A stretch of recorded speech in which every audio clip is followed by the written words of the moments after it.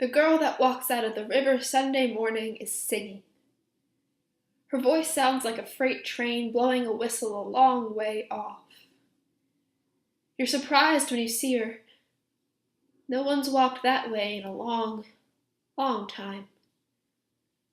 Water drips down off her cupid's bow and lands on a toenail. She's got stars in her eyes, this girl.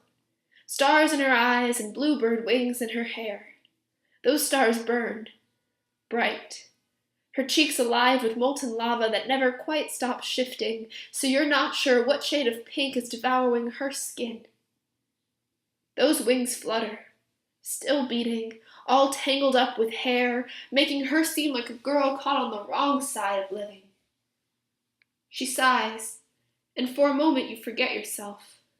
Her sigh is a no trespassing sign, a knee scraped raw and bloody, a split seam. You want to reach for her, want to bury your hands in her yesterdays and make her tomorrows into a promise she'll want to keep. Instead, you watch, hungry, as she stands there with waterfalls for arms, weeping and laughing and pulling on hair. She's a patchwork girl and she knows it. See how she bites her fingernails?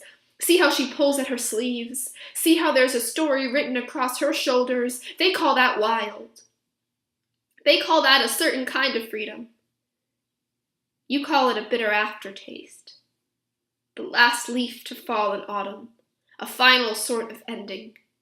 The kind that says, tomorrow, when you step out of yourself at the river's edge, she won't be there.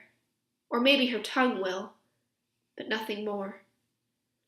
So you chew on her song, lick at every high note, crunch down, all teeth, when she falls a little flat, until you're stuffed, filled to bursting, and she stands there silent, mouth still moving, saying words you can no longer hear.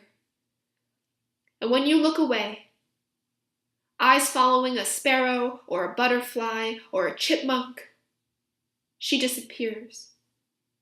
And all that's left is a patch of mud and your stuffed stomach.